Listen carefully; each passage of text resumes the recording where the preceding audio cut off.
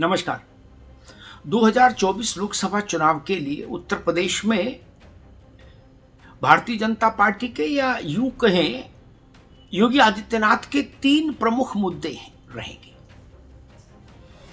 पहला सांस्कृतिक राष्ट्रवाद, जिसमें अयोध्या के राम मंदिर से लेके काशी के बाबा विश्वनाथ मंदिर तक की यात्रा।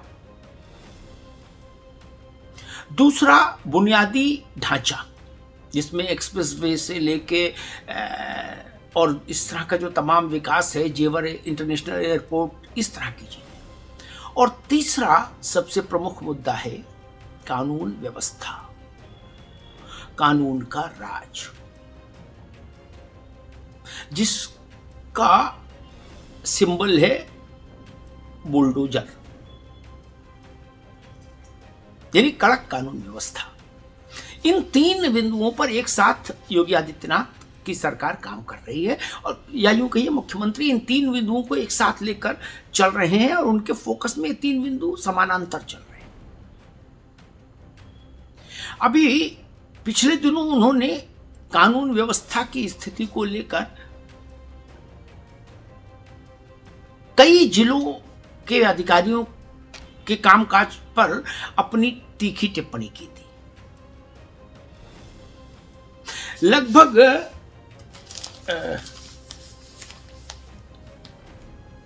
46 जिले ऐसे थे जहां के पुलिस प्रमुख और जिलाधिकारी के कामकाज से मुख्यमंत्री कानून व्यवस्था के संदर्भ में संतुष्ट नहीं थे। 46 जिले, वहां के अधिकारी मुख्यमंत्री जिस गति से काम चाहते हैं उस गति से कदम मिलाकर नहीं चल पा रहे। उनको बाकायदा एक चिट्ठी जारी कराई गई गृह विभाग से, ऐसे 40 जिलों के अधिकारियों को, और उनसे कहा गया कि आपका टारगेट है कि हर जिले में टॉप 10 क्रिमिनल, यानी सबसे बड़े 10 अपराधी चिन्हित करिए और उनको जल्दी से जल्दी सजा मिले, ऐसी व्यवस्था करिए। अदालत में प्रभावी पैरवी करिए, गवाह टूटे नहीं, भागे नहीं, एब्सकॉन्डर नहीं हो, इस सब की मुकम्मल व्यवस्था करिए। गवाहों को डराया धमकाया नहीं जा सके, मतलब अभियोजन को लेकर जितने भी प्रयास हो सकते हैं वो सब करिए, लेकिन लक्ष्य ये कि टॉप 10 क्रिमिनल्स जेल के भीतर होने चाहिए। और इसके लिए हर हफ्ते आपको रिपोर्ट भेजनी होगी शासन को, जिले को, कि इस दिशा में उसने क्या और कितना काम किया। कुछ जिले ऐसे हैं जिन्होंने बीते 1 साल में इस दिशा में अपेक्षाकृत बेहतर काम किया है, उनको शाबाशी भी मिली। बड़े अपराधियों को सजा दिलाने की दृष्टि से कुछ जिलों में जहां अच्छा काम हुआ, वहां भी मुख्यमंत्री की नजर गई और उन जिलों को शाबाशी मिली। उसमें कुछ जिले के नाम मैं आपको बताता हूं। मुरादाबाद है, ललितपुर है, अमेठी है, सिद्धार्थनगर है, मेरठ है, कौशांबी है, उन्नाव है, प्रयागराज, हापुड़, देवरिया, लखनऊ, कन्नौज, इटावा, फतेहपुर, इस तरह के कुछ जिले हैं जहां अपराधियों को सजा दिलाने की दिशा में ज्यादा मुकम्मल काम हुआ तुलनात्मक दृष्टि से। और 46 जिले ऐसे पाए गए जो इस मामले में फिसड्डी निकले, जिन्होंने कोई बहुत रुचि नहीं ली। ठीक है, अपराध हो गया, FIR दर्ज कर लिया, आदमी पकड़ लिया, बहुत हुआ तो पकड़ के जेल में डाल दिया, ठीक है, चल रहा है, लेकिन उसको जल्दी से जल्दी सजा पाए, वैसा काम नहीं हुआ। एक उदाहरण मुरादाबाद का शासन के समीक्षा बैठक में आया। 1 साल के भीतर, पिछले 1 साल के भीतर वहां पर जिस ढंग से ताबड़तोड़ कार्रवाइयां हुई, 23 से ज्यादा अपराधियों पर गैंगस्टर लगाया गया, उनकी करोड़ों रुपए की संपत्तियां कुर्क की गईं, जब्त की गईं, और जिले के ऐसे अपराधियों को पकड़कर जेल भेजा गया जिनके बारे में कहा जा रहा था कि ये पश्चिम में अतीक अहमद बनने की राह पर चल रहे हैं। ऐसे अपराधियों को पकड़ के जेल भेजा गया, उनकी संपत्तियां खुर्द-बुर्द कर दी गई। तो इस ढंग के जहां जहां प्रयोग हुए हैं वहां योगी आदित्यनाथ की नजर गई। मैंने आपको उदाहरण मुरादाबाद का दिया, और इसमें यह भी भेदभाव नहीं जो आक्षेप लगता है कि नहीं जी केवल एक धर्म विशेष के से जुड़े अपराधियों पर बुलडोजर चल रहा है। नहीं, मुरादाबाद का जो मैं आपको उदाहरण बता रहा हूं, ये यहां जो जिन माफियाओं पर लगाम लगाई है शासन ने, वो हिंदू हैं। तो मसला हिंदू मुस्लिम का नहीं। मुरादाबाद के एसएसपी हेमराज मीना की कार्यशैली की तारीफ लखनऊ तक पहुंची। मुख्यमंत्री के संज्ञान में ये बात आई कि हाँ, ये कप्तान अच्छा काम कर रहा है, हेमराज मीना। तो महत्वपूर्ण ये कि योगी को अब कानून व्यवस्था के फ्रंट पर परिणाम चाहिए।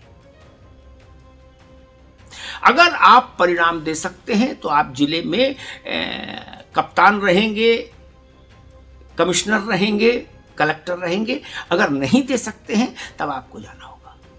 लोकसभा चुनाव के लिए 3 मुद्दों पर कोई समझौता नहीं: सांस्कृतिक राष्ट्रवाद, बुनियादी विकास ढांचे का विकास और कानून व्यवस्था। इस त्रयी के साथ ही योगी आदित्यनाथ आगे बढ़ रहे हैं। और इसी के साथ भाजपा उत्तर प्रदेश में 80 में से 80 का अपना लक्ष्य लेके चल रही है। कितना जीतेगी नहीं जीतेगी तो भविष्य की बात है, लेकिन ये कभी लक्ष्य की बात मैंने कही। जो भाजपा दावा करती है कि हम 80 में 80 जीतने की कोशिश कर रहे हैं, उसी के अनुरूप रणनीति बना रहे हैं। तो उसमें